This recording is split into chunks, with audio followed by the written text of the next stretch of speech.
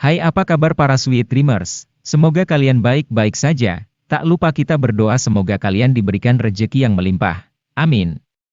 Kali ini kita akan mengupas film yang berdasarkan kisah nyata, bertempat di Idaho, kota New York, tahun 1967, yang berjudul The Greatest Beer Run Ever, yang dirilis pada tahun 2022.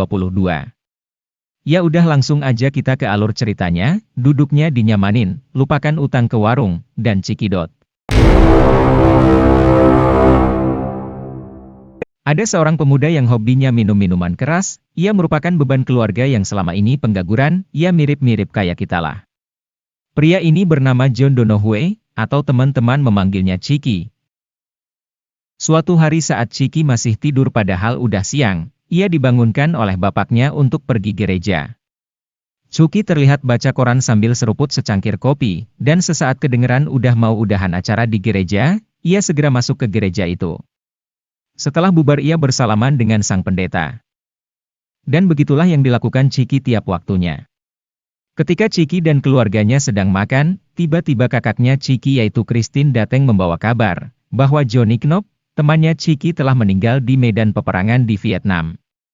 Pada tahun itulah Amerika berperang Vietcong, dengan dalih menghancurkan komunis. Christine adalah seorang aktivis anti-perang.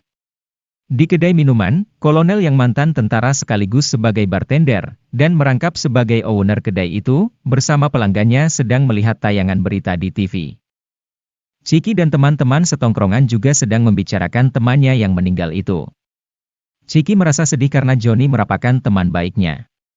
Pada saat jalan pulang ia melihat ada demonstrasi anti-perang, ia pun menghampiri dan melihat Christine di sana, ia segera mengajak pulang Christine, mereka pun bersih tegang, teman Chiki pun ikut-ikutan, dan akhirnya terjadi perkelahian massal. Chiki dan temannya pun kembali ke kedai, kolonel ingin ke Vietnam bertemu Reynold, Colin, Papas, Dugan, Minogue, yaitu anak-anak di lingkungan Idaho, ke sana ingin memberikan mereka bir. Tiba-tiba Chiki berkata, "I can do that." Semua orang langsung pandangannya tertuju ke Chiki.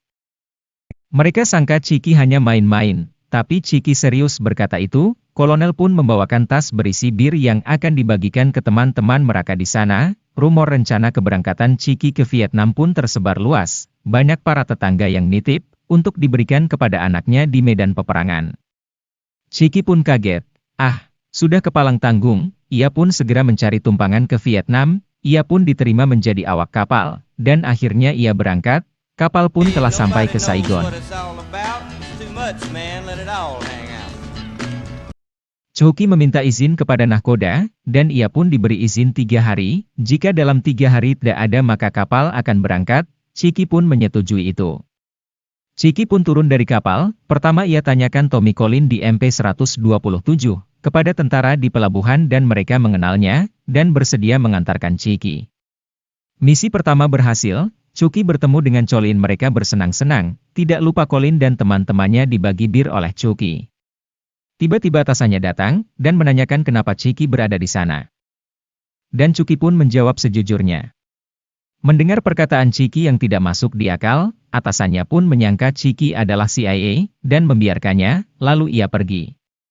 Colin memberitahukan pada Chiki bahwa ia disangka CIA, dan Chiki enggak ngerti, bodo amat. Chiki pun memikirkan cara ke teman yang kedua, bersama temannya Colin mereka menyarankan untuk naik pesawat ke daerah yang disebut LZJ. Colin awalnya menolak untuk membantu Chiki, tapi ia menyarankan ketemu wartawan di hotel, dan Chiki pun berangkat.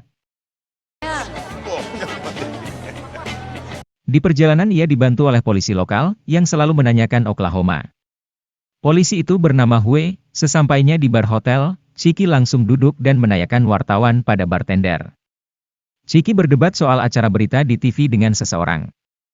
Ketika ia ditanya, Chiki menyatakan ingin ketemu teman-temannya, dan memberikan hadiah sekaleng bir.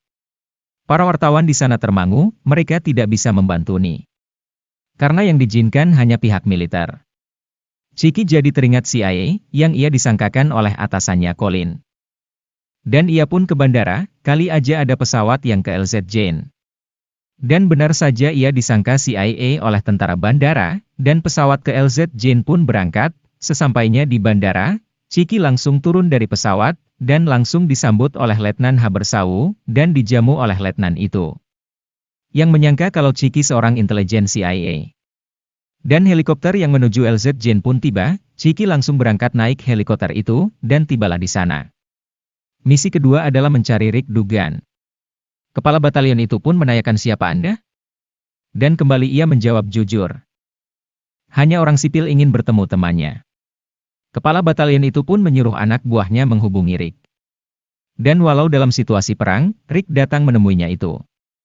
Rick kaget yang ia temui seorang tetangganya, dari Inwood, New York. Rick kesal dan langsung mendorongnya. Chiki yang hanya mengantar bir ke medan perang, membuat kepala batalion gigi dek, dan menyuruh Rick untuk membawanya. Dan Rick pun membawa Chiki ke medan perang. Mereka pun berlari demi nyawa mereka, Chiki pun ikut berperang bersama Rick. Dan malam pun Chiki melihat bagaimana perjuangan mereka. Tidur seadanya, walau keadaan hujan mereka tetap bertahan. Suasana mulai menurun, Rick menyuruh Chiki untuk membuka bir, dan mereka pun akhirnya minum bersama. Di pagi harinya, Chiki dan para tentara meninggalkan pos yang sudah aman, dan menyempatkan berfoto bersama. Rick mengatakan kalau helikopter akan tiba 2-3 jam lagi. Kemudian Chiki duduk sambil membuka tasnya, ia menyampaikan kaos kaki titipan ibunya kepada Rick, tapi Rick mengatakan kalau yang ia duduki adalah tai gajah. Akhirnya Rick berpamitan pergi ke medan perang lagi, dan berpelukan dengan Chiki. Karena mau salaman Chiki abis pegang gajah. Lanjut ke misi berikutnya, Chiki pun kembali menumpang helikopter. Di dalam helikopter terdapat tahanan yang diinterogasi oleh 2 orang, salah satunya kelihatan kayak CIA asli. Terlihat mereka menginterogasi dengan kejam, sampai tahanan itu bicara. Dan setelah dipaksa orang itu bicara. Namun tetap saja tahanan itu dilemparkan dari helikopter. Setelah sampai ternyata bukan ke Saigon, tapi ke Kontung, Chiki langsung turun dari helikopter menuju ke base bandara, di sana ia bicara dengan petugas. Tapi pesawat yang ke Saigon tidak ada, melihat gelagat mencurigakan dari sang petugas. Chiki langsung melarikan diri lewat toilet. Dan ia masuk ke dalam hutan, petugas tadi yang bersama CIA itu, mengejar Chiki ke dalam hutan. Akhirnya Chiki bisa lolos. Chiki berjalan menyusuri hutan, dan bertemu gerombolan gajah. Dan berbarengan itu muncul sebuah jeep, yang ternyata isinya adalah teman Chiki, yang bernama Kevin McCloone. Akhirnya mereka mengantarkan Chiki ke bandara, dan tidak lupa Chiki memberikan sekaleng bir untuk McCloone, untuk kesekian kalinya Chiki naik helikopter. Tiba di Saigon langsung ia menuju kapalnya, tapi kapal itu hilang, alias sudah pergi berangkat. Pusing si Chiki, akhirnya ia memutuskan menemui penjaga pelabuhan.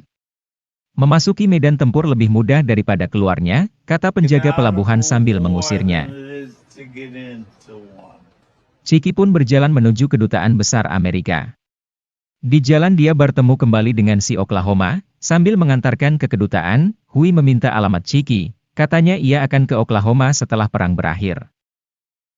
Sesampainya di kedutaan, Chiki menemui petugas di sana, katanya kapal yang ditumpanginya telah pergi ke Manila. Chiki bisa menyusulnya, setelah dokumen siap esok hari. Sambil menunggu Chiki pergi ke bar hotel, ketemu sama wartawan yang masih sama, ngobrolin perang. Chiki bilang kalau ia ke tengah medan perang, asalnya enggak percaya tapi udah ditunjukin foto bersama para tentara baru mereka percaya. Sampai akhirnya ia ditraktir minum oleh wartawan perang senior. Dan tiba-tiba terjadi ledakan yang membuat seisi bar itu panik. Chiki dan si wartawan pergi ke kedutaan besar Amerika, cukup kees keadaannya. Sampai mereka berdua mengaku wartawan, ledakan di mana-mana. Di tengah jalan Chiki melihat Hue tergeletak bersimbah darah, dan si wartawan menyuruh Chiki segera menyingkir. Akhirnya mereka pun bersembunyi di rumah warga. Dan pagi pun caang, mereka pun terdiam sesaat ketika mendengar ledakan besar, itu berasal dari gudang besar Longbean. Chiki pun teringat Papas, ia segera mencari mobil untuk ke sana, dan mereka berdua segera berangkat dan langsung mencari Papas. Dan akhirnya ketemu juga. Chiki memberikan sekaleng bir yang masih tersisa, Papas memberikan tumpangan ke bandara, Chiki mengajak si wartawan, tapi ia menolak karena hidupnya adalah di medan pertempuran. Di bandara Chiki pun bertemu lagi dengan Habersau, yang kekeh untuk merekomendasikan dia ke CIA dan setelah jujur pun, Chiki tetap enggak dipercaya Habersau. Dan akhirnya Chiki pun mengiyakan dan berangkat pulang. Sesampainya di kampung halaman, ia disambut oleh teman-temannya. Di kedainya Kolonel.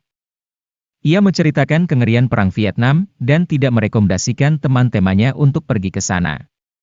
Dan Ciki pun merenung ke taman, kemudian datanglah kakaknya Catrine, dan mereka pun berpelukan.